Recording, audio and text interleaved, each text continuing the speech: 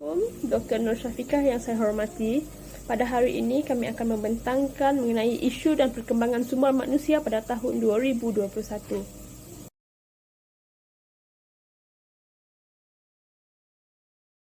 Saya melanjutkan pembentangan, izinkan saya mengenalkan diri. Nama saya Nurul Sofia binti Rabudin, memegang nombor metrik bernombor 283285. Akan membentangkan pengenalan. Pekerja adalah aset yang sangat penting di dalam sebuah organisasi di mana-mana sahaja. Organisasi berusaha untuk mencari pekerja yang berkualiti tinggi, bertujuan untuk membantu organisasi mencapai objektif dan tahap prestasi kerja yang optimum. Menurut Osman, pada tahun 2019, di dalam kajian beliau menyatakan bahawa di Malaysia dan Singapura hanya terdapat 33% pekerja yang berpuas hati dengan pekerjaan mereka. Hal ini boleh menyebabkan produktiviti organisasi menurun dan akan berlakunya dengan ketara peningkatan pusingan ganti pekerja pada masa yang akan datang.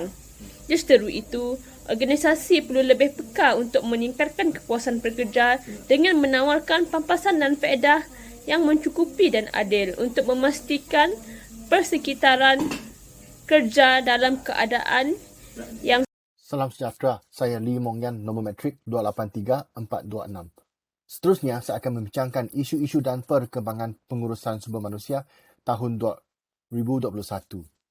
Kedatangan tahun 2021 memberi 100% perubahan kepada organisasi di semua syarikat yang besar dan juga kecil di setiap industri akibat penularan wabak COVID-19.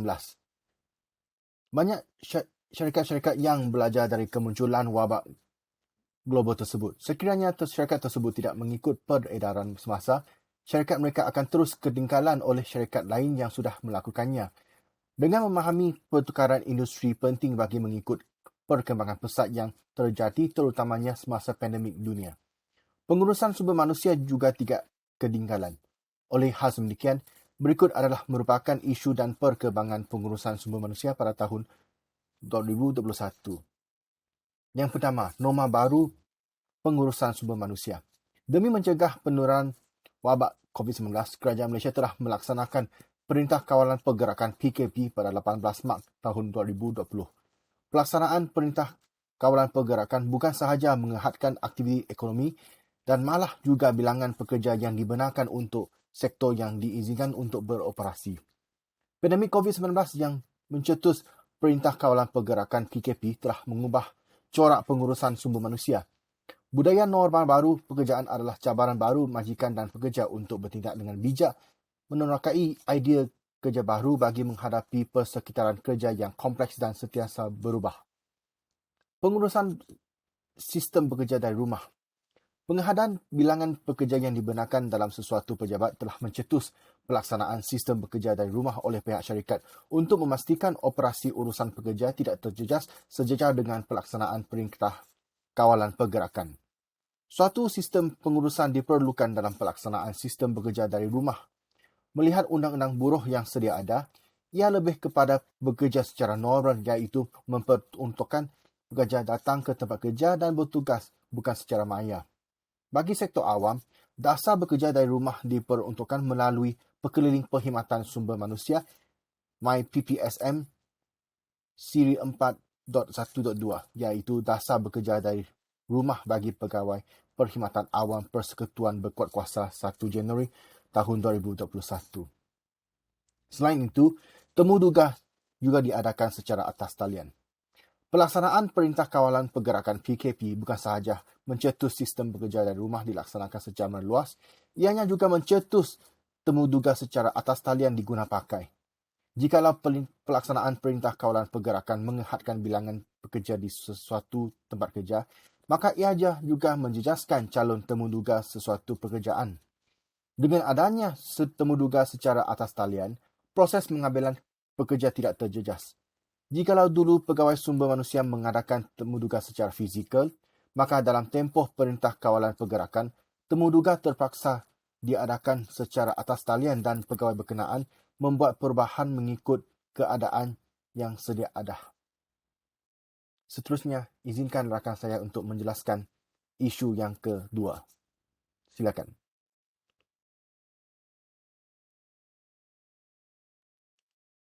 Okey, seterusnya isu kedua iaitu pemerkasaan pekerja ke arah kemahiran norma baru. Pada era globalisasi kini, penggunaan teknologi dalam pekerjaan bukanlah satu perkara yang asing lagi. Ianya bukan sahaja digunakan semasa bekerja, namun dalam kehidupan seharian. Teknologi membawa kepentingan dan kebaikan kepada pekerja misalnya kerana teknologi yang semakin canggih harus diikuti agar kita tidak ketinggalan. Lebih-lebih lagi pada era dunia kita diserang pandemik. Tidak dinafikan juga bahawa ada juga segelintir pekerja suka untuk menerima teknologi kerana mereka sudah terbiasa dengan norma kehidupan lama yang lebih teratur menggunakan tenaga kerja mereka sendiri tanpa menggunakan teknologi. Hal ini menyebabkan majikan haruslah terus memperkasakan pekerja mereka ke arah pekerja yang lebih berkemahiran di norma baru kini seperti pekerja yang kurang celik teknologi maklumat di dalam situasi kerja alam norma baru. Nama saya Jenny G. Xiaoqin, nombor metrik 283188. Saya akan membentangkan isu ketiga pengurusan sumber manusia iaitu kos sumber manusia syarikat meningkat. Seperti yang dikatakan oleh pengarah urusan Maidin Muhammad Holding Berhad, Datuk Amir Ali Maidin di Esra Awani, selagi COVID-19 ada, peningkatan kos bisnes tidak dapat dielakkan. Ini kerana mereka terpaksa menanggung kerugian disebabkan oleh kekangan SOP yang menghadkan operasi mereka. Ini telah membuktikan bahawa semua syarikat yang beroperasi semasa pandemik COVID-19 mengalami peningkatan kos sumber manusia bagi mengelakkan daripada bankruptsi. Selain itu juga, syarikat juga mengeluarkan kos untuk penyediaan alat yang perlu atau mungkin perlu kepada pekerja yang bekerja dari rumah. Oleh itu, syarikat terpaksa mengeluarkan sedikit wang untuk membelikan perkakasan peranti bagi pekerja-pekerja yang bekerja dari rumah agar pekerjanya membuat penugasan dengan lancar dan baik. Walaupun syarikat mengalami kerugian akibat pandemik COVID-19. Dari sektor kerajaan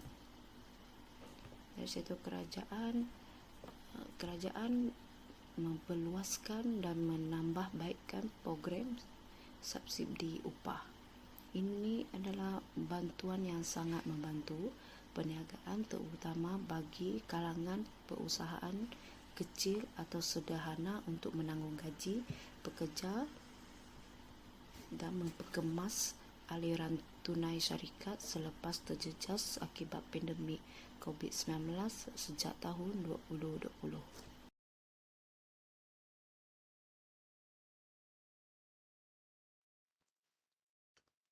Baiklah, setelah mendengar pembentangan isu-isu oleh rakan saya, sekarang marilah kita bincang cadangan sumber manusia, perkembangan sumber manusia pada tahun 2021. Yang pertama, sumber manusia perlu berusaha untuk membantu pekerja menjadi celik teknologi maklumat. Sistem bekerja dari rumah yang mengguna pakai secara meluas dalam tempoh Perintah Kawalan Pergerakan ini telah mengundang beberapa isu termasuklah pengurusan teknologi yang diperlukan. Jikalau sesuatu pekerja menghadapi masalah teknikal teknologi semasa di tempat kerja, seseorang pekerja tersebut akan dapat sokongan teknikal teknologi daripada syarikat melalui pegawai teknologi maklumat yang terdapat di syarikat. Penggunaan perisian ataupun software teknologi komunikasi dalam talian seperti Zoom Meeting maupun sistem penyimpanan maklumat atas talian seperti Google Drive memerlukan pengetahuan teknologi maklumat yang tertentu. Demi kelancaran dalam urusan kerja, pengamal sumber manusia sesuatu syarikat perlu memastikan pekerja-pekerja syarikat mahir dalam penggunaan teknologi tertentu dan memberi fokus kepada program peningkatan kemahiran dan pelatihan semula untuk melengkapkan pekerja dengan kemahiran terkini dan ilmu pengetahuan termasuk pemikiran analitik dan inovatif agar pekerja syarikat menjadi celik teknologi maklumat. Dalam keadaan normal baru, penggunaan teknologi maklumat menjadi sesuatu yang biasa dan pekerja terpaksa meningkatkan kemahiran untuk memenuhi keperluan sedia ada sejajar dengan perubahan yang tercetus akibat pandemik COVID-19 yang mengubah landscape guna tenaga dan pekerjaan. Selepas itu, marilah dengar ulasan cadangan yang seterusnya. Silakan. Cadangan yang kedua iaitu sumber manusia berupaya berfikir mengurangkan bekerja dari rumah. Meskipun berada di rumah, sangatlah digalakkan bagi membantu mengurangkan jangkitan pandemik COVID-19, namun pihak sumber manusia di setiap organisasi haruslah bertanggungjawab bagi memikirkan cara untuk mengurangkan bekerja dari rumah pada era wabak globalisasi ini. Misalnya, pengamal sumber manusia boleh membuat penggiliran kerja di tempat kerja mereka.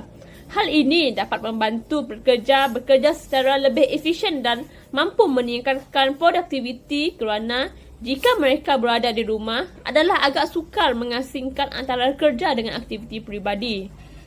Menurut Brower 2020, keupayaan sumber manusia tidak dapat diragukan lagi dan ianya berada dalam posisi yang terbaik untuk melihat struktur keseluruhan dan juga menawarkan sudut pandangan yang sistematik bagi memastikan komunikasi, juga koordinasi dan kolaborasi mengatasi unit fungsi dan komuniti perniagaan.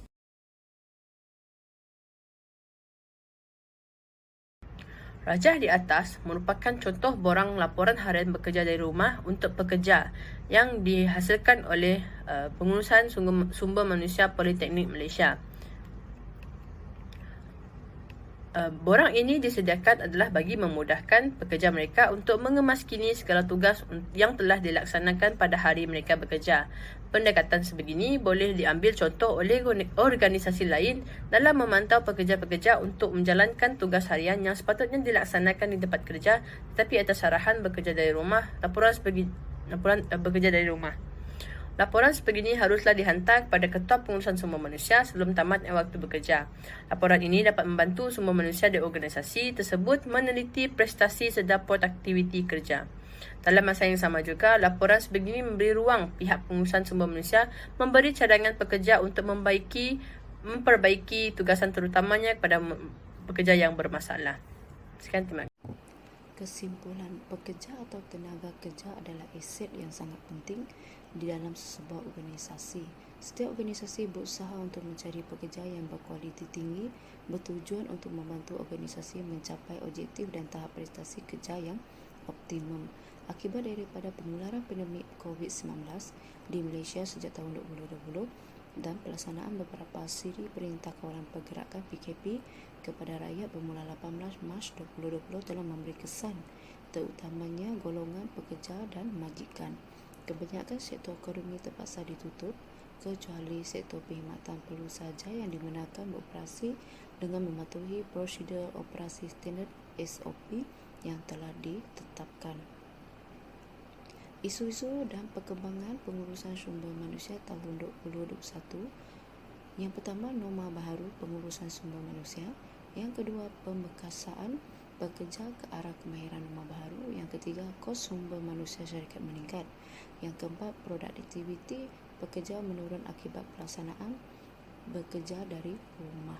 Cadangan dari kumpulan kami adalah sumber manusia perlu berusaha untuk membantu pekerja menjadi celik teknologi maklumat. Yang kedua, sumber manusia berupaya berfikir mengurang bekerja dari rumah. Yang ketiga, sumber manusia harus melaksanakan laporan kerja harian sebelum tamat waktu bekerja.